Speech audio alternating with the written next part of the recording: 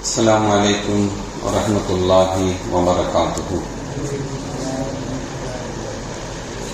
الحمد لله رب العالمين، والصلاة والسلام على أشرف المرسلين وعلى آله وصحبه أجمعين، أما بعد،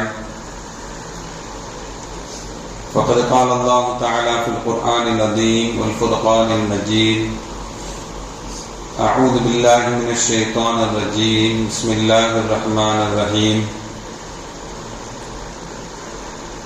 سبحانك لا علم لنا إلا ما علمتنا إنك أنت العليم الحكيم. رب اشرح لي صدري ويسر لي أمري واحلل عقدة من لساني يفقهوا قولي. اللهم صل على سيدنا محمد، اللهم صل عليه وسلم. கண்ணியத்திற்கும் மரியாதைக்கும் உரிய அல்லாஹ்வின் நல்லடியார்களே, அருமையான சகோதர பெருமக்களே, அருமை நாயகம் முஹம்மது ஸல்லல்லாஹு அலைஹி வஸல்லம் உடைய பாக்கியம் நிறைந்த நல்லுமுத்துமார்களே, அருமையான பெருமக்களே, எந்த விஷயத்தை கேட்க இருக்கிறோமோ அந்த விஷயத்தின்படி அமல் செய்யக்கூடிய பாக்கியத்தினையும், கேட்ட விஷயங்களை பிறருக்கு எத்திவிக்கக்கூடிய பாக்கியத்தினையும் அல்லாஹ் நம் அனைவருக்கும் வழங்கிடுவானாக. நம்முடைய வாழ்நாட்களை அல்லாஹ் ஆரோக்கியமான வாழ்நாட்களாக ஆக்கி தருவானாக. மருத்துவமனைகளுக்கு செல்லாத காலங்களாக ஆக்கி தருவானாக. மருத்துவமனை செலவினங்களிலிருந்து அல்லாஹ் நம் அனைவரையும் முழுமையான முறையில் பாதுகாப்பானாக. எல்லா விதமான ஆபத்துகள், விபத்துகள், பலாய் முசீபத்துகள், பரவக்கூடிய தொற்று நோய்கள், அனைத்து விதமான பாவ செயல்களிலிருந்தும் அல்லாஹ் நம் அனைவரையும் முழுமையான முறையில் பாதுகாத்து நிம்மதியான, அமைதியான, ராகத்தான, சந்தோஷமான, மகிழ்ச்சியான வாழ்க்கையை உலகத்திலும் நாளை மறு உலகத்திலும் அல்லாஹ் அளவில்லாமல் வழங்கிடுவானாக.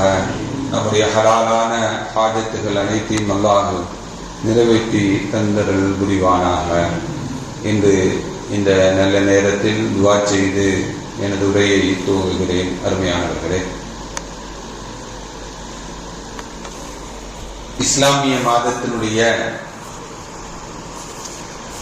இரண்டாவது மாதமான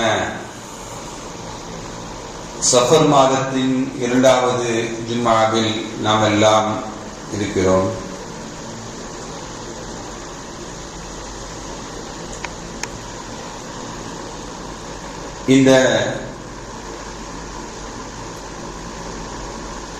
இந்த நாட்கள் எல்லாம் படிக்கக்கூடிய மாணவர்கள் தன்னுடைய பள்ளிக்கூடத்தினுடைய +2 தேர்வு எழுதி அதில் தேர்வாகி மேற்படிப்புக்காக வேண்டி இன்ஜினியரிங் போன்ற கோர்ஸுகளுக்கு படிப்பதற்கு கவுன்சிலிங் நடக்கக்கூடிய நாட்கள். அதே போல மருத்துவ படிப்புக்காக வேண்டி நீட் தேர்வு எழுதி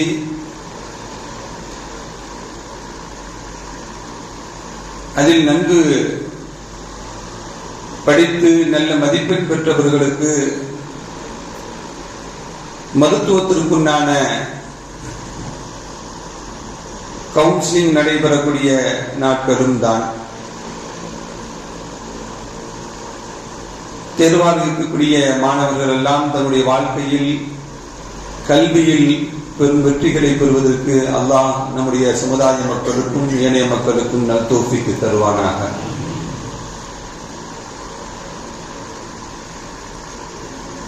கல்வி என்பது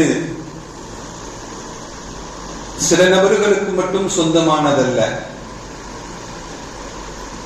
எல்லோரும் கற்றுக்கொள்ள வேண்டும் என்பதுதான் மார்க்கம் நமக்கு சொல்லித்தரக்கூடிய நிலைப்பாடுகள்.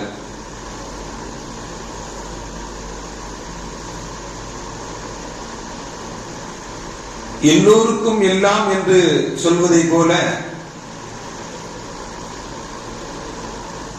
வாய்ப்புள்ளவர்களுக்கு அந்த வாய்ப்புகளை அவர்கள் பயன்படுத்திக் கொள்ளதான் வேண்டும்.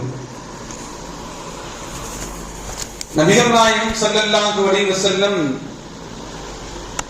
தம்முடைய தோழர்களுக்கு அவர்களுக்கு தேவையான கல்வி ஞானங்களை தேவை ஏற்பட்ட பொழுதெல்லாம் கற்றுக் கொடுத்துக் கொண்டே இருக்கின்றார்கள்.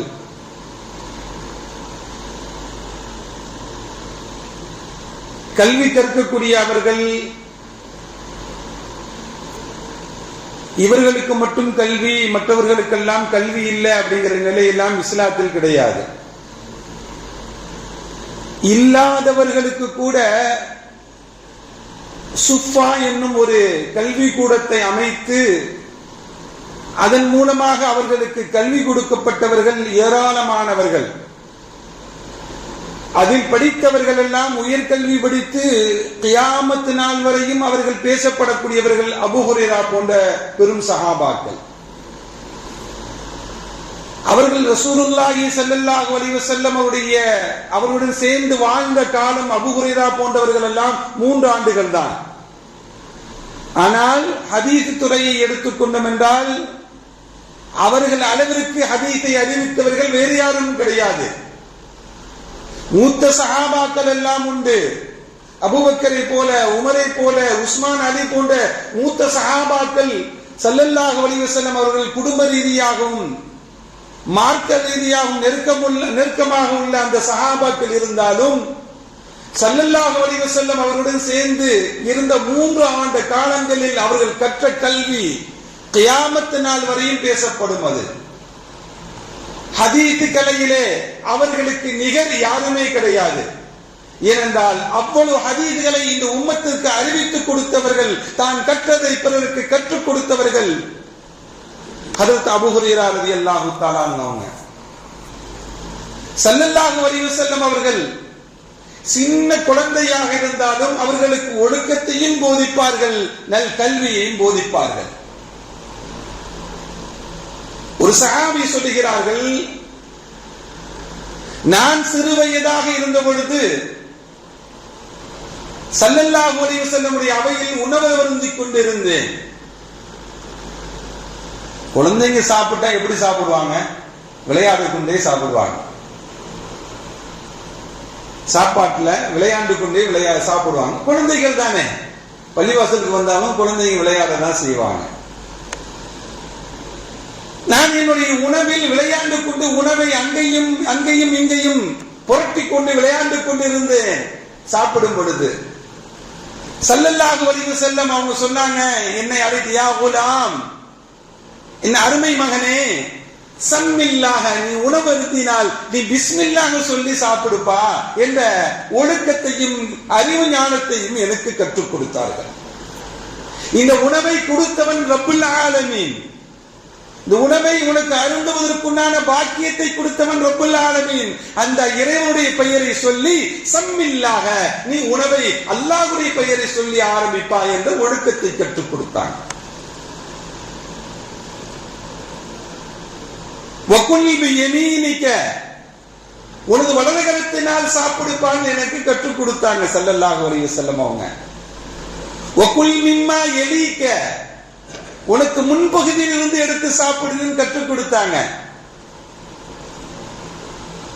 குழந்தைகளுக்கு எப்படி கற்றுக் கொடுக்க வேண்டுமோ அப்படி அந்த அறிவு ஞானத்தையும் ஒழுக்கத்தையும் ஸல்லல்லாஹு அலைஹி வஸல்லம் அவர்கள் தேவைப்படக்கூடிய இடங்களில் உடனே கற்றுக் கொடுத்து விடுவார்கள். சின்ன பிள்ளையாக இருந்த பொழுது கற்றுக் கொடுத்ததை பெரியவராக வந்த பொழுது இந்த ஹதீஸை அறிவிக்கக்கூடிய அந்த சஹாபி, நான் சிறு குழந்தையாக இருக்கும் பொழுது ஸல்லல்லாஹு அலைஹி வஸல்லம் எனக்கு உணவருந்துவதற்குண்டான ஒழுக்கத்தை இப்படிதான் கற்றுக் கொடுத்தாங்க. பிஸ்மில்லாஹ் சொல்லணும், அல்லாஹ்வுடைய பெயரை சொல்லி ஆரம்பிக்க வேண்டும், வலது கரத்தினால் உண்ண வேண்டும், உன்னுடைய முன்பகுதியில் இருந்து எடுத்து உண்ண வேண்டும் என்ற அழகான ஒழுக்க நெறிமுறையை ஸல்லல்லாஹு அலைஹி வஸல்லம் கற்றுக் கொடுத்தார்கள். ஸல்லல்லாஹு அலைஹி வஸல்லம் அவங்க ஒரு ஹதீஸில் இப்படி சொல்லுவாங்க, இன்னமா அன பி மன்ஸலத்தி வாலிதத்திக்கும், நான் உங்களுடைய தந்தையினுடைய அந்தஸ்தில் இருக்கிறேன். நான் உங்களுக்கு தந்தையாக இருக்கிறேன். அந்த தந்தையுடைய அந்தஸ்தில் இருந்து உஅல்லிமுக்கும் உங்களுக்கு நான் கல்வியை கற்றுக் கொடுக்கிறேன். உங்களுக்கு தெரியாததை நான் சொல்லிக் கொடுக்கிறேன். நீங்கள் தெரிந்து கொள்ளுங்கள் என்று நபிகள் நாயகம் ஸல்லல்லாஹு அலைஹி வஸல்லம் அவர்கள் சொல்லுவாங்க. இதா தஹப இலல் ஹலா, நீங்கள் மலஞ்சலம் கழிப்பதற்காக வேண்டி நீங்கள் சென்றீங்க அப்படின்னா ஃபலா யஸ்தக்பிலுல் கிப்லா, கிப்லாவை முன்னோக்கி மலஞ்சலம் கழிக்காதீர்கள்.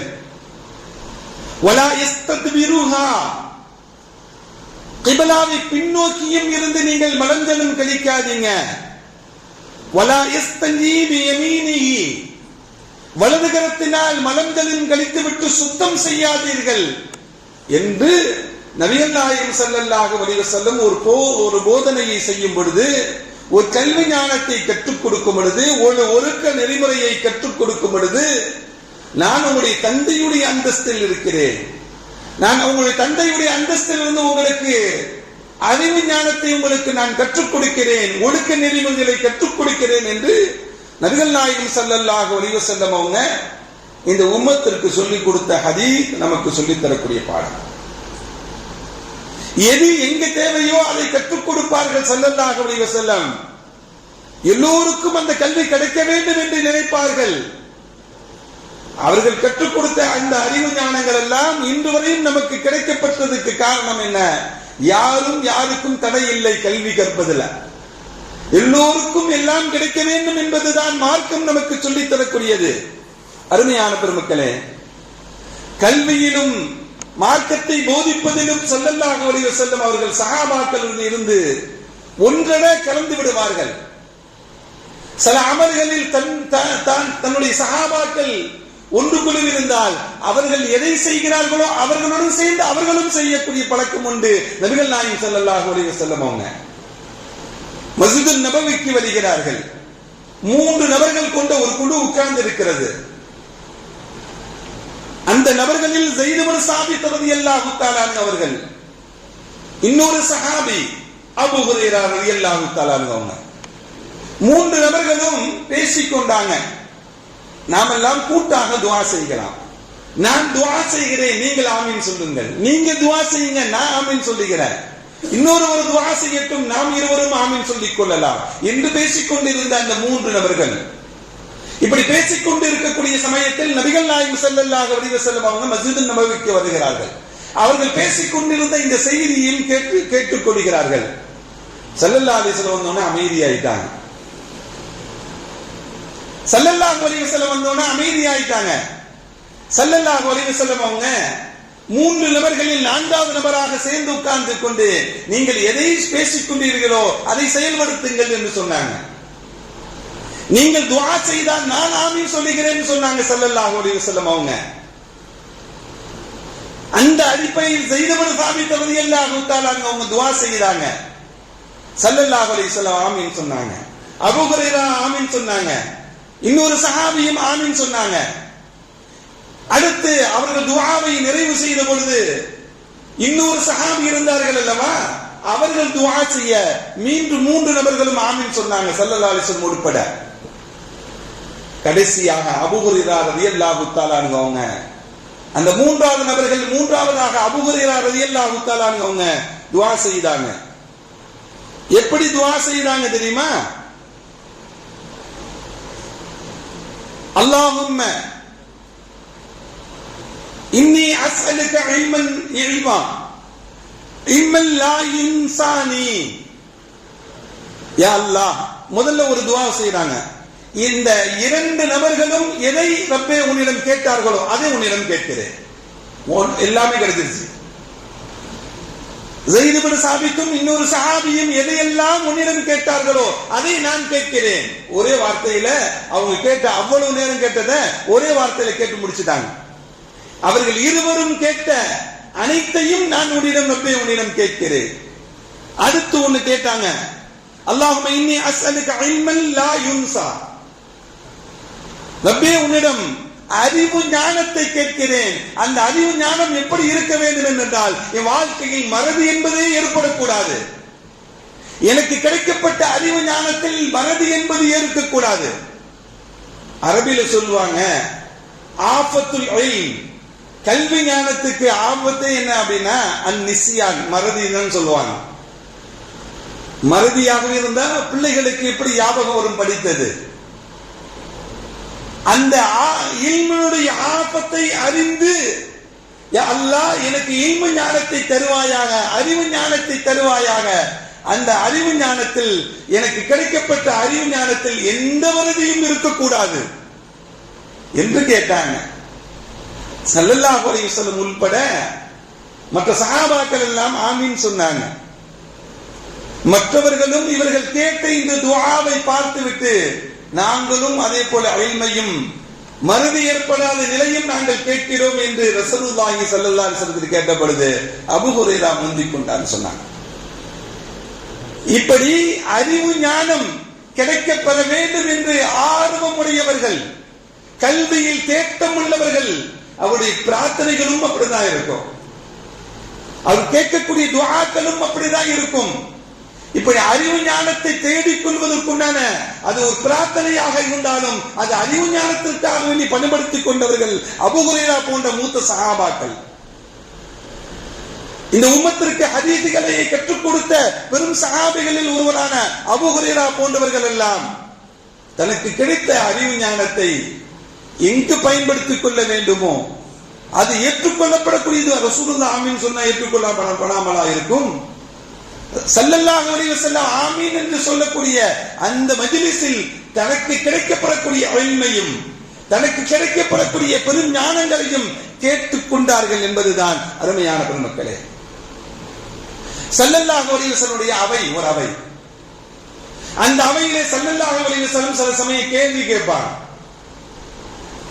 அந்த கேள்வி கேட்கும் பொழுது யாரிடம் என்ன பதில் வருகிறது என்று பார்ப்பாங்க. ஒரு ஆசிரியராக இருந்தால் மாணவர்களிடம் கேள்வி கேட்பார்கள் அல்லவா? நேற்று நடத்திய பாடத்தை இன்னைக்கு சொல்லுங்கன்னு கேட்பாங்க.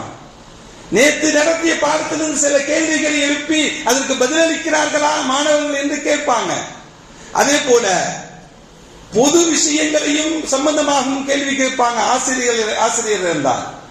ஸல்லல்லாஹு அலைஹி வஸல்லம் அவங்க தன்னுடைய மாணவர்களான சஹாபாக்கள் எல்லாம் ஒன்று கூடி இருக்கக்கூடிய பெரும் அவை, பெரும் சஹாபாக்கள் இருக்கிறார்கள், சிறியவர்களும் இருக்கிறார்கள்.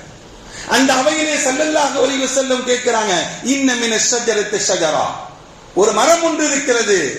அந்த மரம் எப்படிப்பட்டது தெரியுமா? லா யஸ்குத்து வர்ஹா, அதனுடைய இலைகள் எல்லாம் உதிராது. அது இலைகள் எல்லாம் உதிராது. அது ஒரு முஸ்லிமுக்கு உதாரணம் என்று சொன்னாங்க. தகூனு மிஸ்லுல் மஸலுல் முஃமின், முஸ்லிம், ஒரு முஸ்லிமுக்கு உதாரணமான மரம் அது. அது என்ன மரம் உங்களுக்கு தெரியுமா என்று சஹாபாக்களிடம் ஸல்லல்லாஹு அலைஹி வஸல்லம் கேட்டாங்க. மூத்த சஹாபாக்கள் அபூபக்கர் போன்றவர்கள் எல்லாம் அவையில் இருக்கக்கூடிய சமயத்தில் இப்னு உமர் போன்றவர்கள் எல்லாம் சிறிய சஹாபாக்களும் இருந்தாங்க.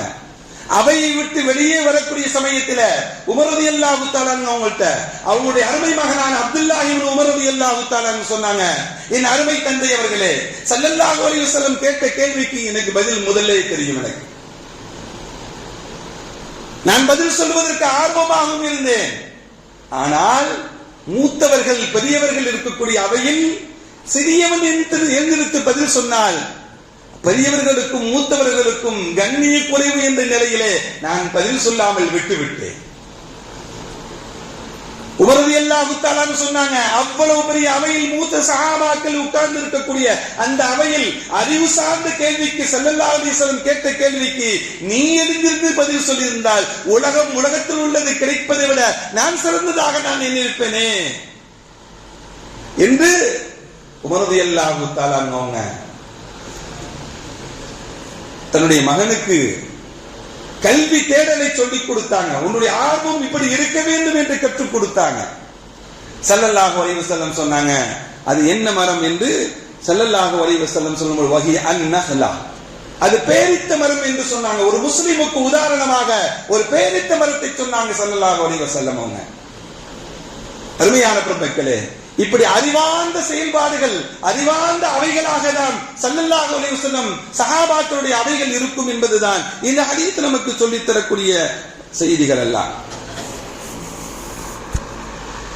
அதே போல அறிவற்ற நிலையில் யார் நடந்து கொண்டார்களோ, சில பேர் தெரிஞ்சும் தெரியாத மாதிரி இருக்கக்கூடியவர்கள் உண்டு. சில பேர் ஒண்ணுமே தெரியாதவர்கள் கூட தெரிந்ததை போல காட்டிக் கொள்ளக்கூடியவர்களும் உண்டு. எப்பொழுது நமக்கு தெரியுமோ தெரிந்ததை மட்டும்தான் சொல்ல வேண்டும். தெரியவில்லை என்றால் தெரியவில்லை என்றுதான் சொல்ல வேண்டும். அதுதான் மார்க்கம் நமக்கு சொல்லி காட்டக்கூடியது. ஒரு பயணம் சில சஹாபாக்கள் சென்றிருக்கிறார்கள்.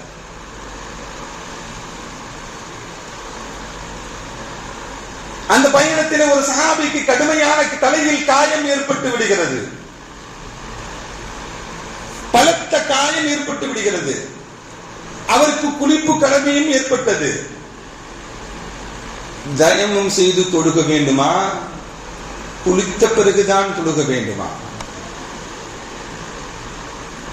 குளிப்பு கடமையானால் உங்களுக்கு தயமும் கூடாது, குளிச்சுதான் அவனு சொல்லி தவறான பதில சொல்லிட்டான். அவர் குளித்து விட்டார். குளித்து விட்டதனால் அவருக்கு உயிர் போகிவிட்டது. ஸல்லல்லாஹு அலைஹி வஸல்லம் அவைக்கு வருகிறார்கள். நடந்த நிகழ்வை சொன்னாங்க. ஸல்லல்லாஹு அலைஹி வஸல்லம் தவறான வழிகாட்டுதலை சொன்னவர்களை பார்த்து சொன்னாங்க, கத்தலஹுமுல்லாஹ், அநியாயமாக கொலை செய்து விட்டார்கள், அல்லாஹ் அவர்களை கொலை செய்யட்டும் என்று நபிகள் நாயகம் ஸல்லல்லாஹு அலைஹி வஸல்லம் சொன்னாங்க. அருமையான பெருமக்களே, தவறான வழிகாட்டுதலை யாருக்கும் சொல்லக்கூடாது. தெரியவில்லை என்றால் தெரியவில்லை என்றுதான் சொல்ல வேண்டும். வழிகாட்டுதல் சரியான முறையில் இருக்க வேண்டும் என்பதை தான் ஸல்லல்லாஹு அலைஹி வஸல்லம் காத்தலஹுல்லாஹ், அல்லாஹ் அவர்களை கொலை செய்யட்டும் என்று கடுமையான வார்த்தைகளை பயன்படுத்தி சொன்னாங்க ஸல்லல்லாஹு அலைஹி வஸல்லம். அப்படி என்றால் அறிவார்ந்தவர்கள் மட்டும்தான் அறிவார்ந்த செய்திகளை சொல்ல வேண்டும். அறிவற்றவர்கள் எல்லாம் தான் மார்க்கம் சொல்லுகிறேன் என்ற விதத்தில் சொல்லக்கூடாது என்பதுதான் நபிகள் நாயகம் ஸல்லல்லாஹு அலைஹி வஸல்லம் அவர்கள் இந்த ஹதீஸின் மூலமாக நமக்கு சொல்லி காட்டுறாங்க. அருமையான பெருமக்களே, இப்படி அறிவார்ந்த நிலையில் உள்ள அவைகளுக்கு ஸல்லல்லாஹு அலைஹி வஸல்லம் அவர்கள் முக்கியத்துவம் கொடுப்பார்கள் என்பதுதான் இந்த ஹதீஸ்கள் எல்லாம் நமக்கு சொல்லி காட்டுகிறது. ஸல்லல்லாஹு அலைஹி வஸல்லம் அவங்க அபூ ஹுரைரா ரலியல்லாஹு தஆலா அவங்கள ஜகாத்துடைய பொருளை பாதுகாப்பதற்காக வேண்டி ஒரு பொறுப்பு கொடுத்திருந்தாங்க. இரவு முழுவதும் விழித்து அந்த பொருளை பாதுகாக்கக்கூடிய பொறுப்பு அபூ ஹுரைரா ரலியல்லாஹு தஆலா. காலையில ரசூலுல்லாஹை சந்திப்பதற்காக வேண்டி வர்றாங்க அபூ ஹுரைரா. ஸல்லல்லாஹு அலைஹி வஸல்லம் கேட்டாங்க, நேற்று இரவு ஒரு திருடன் வந்திருப்பானே அப்படின்னு கேட்டாங்க. ஆமா யா ரசூலல்லாஹ். என்ன சொன்னாங்க? பசின்னு சொன்னா, குடும்பம் இருக்குன்னா, பிள்ளை குட்டிலாம் இருக்குன்னா, நான் இறக்கப்பட்டு விட்டுட்டேன் போடான்னு சொல்லி ஸல்லல்லாஹு சொன்னாங்க. மறுநாளும் வருவான்பா அப்படின்னாங்க.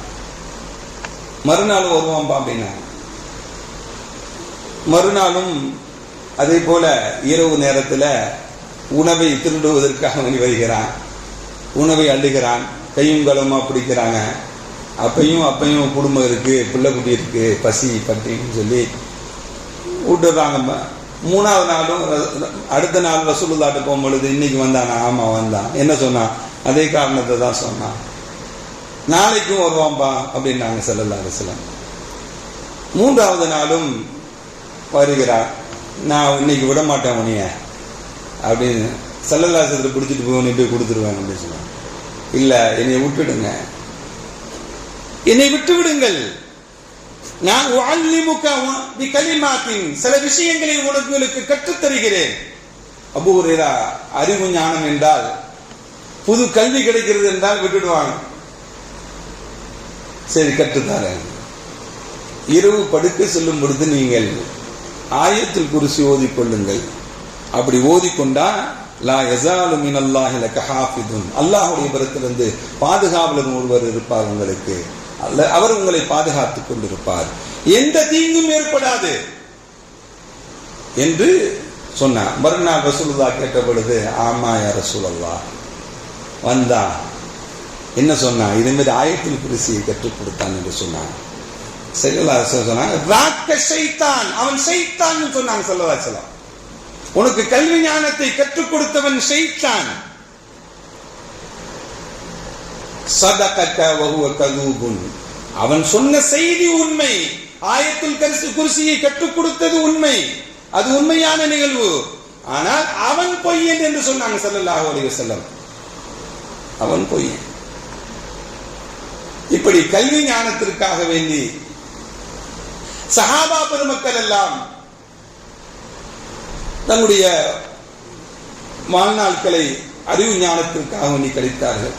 இப்படி ஸல்லல்லாஹு அலைஹி வஸல்லம் அவையாக இருந்தாலும் அந்த அவையில் கல்வி ஞானங்கள் கற்றுக் கொடுக்கப்படும். இப்படி நாமும் இந்த மார்க்க கல்வியை கற்றுக்கொள்ள வேண்டும். நற்கல்விகள் எல்லாம் எங்கு போதிக்கப்படுகிறதோ அந்த அவையில் நாமும் கலந்து கொள்ள வேண்டும். அல்லாஹ் அந்த உயர்ந்த தௌஃபீக்கை தந்தர் புரிவானாக. அல்ஹம்துலில்லாஹி ரப்பில் ஆலமீன். அஸ்ஸலாமு அலைக்கும் வரஹ்மத்துல்லாஹி வபரகாத்துஹு.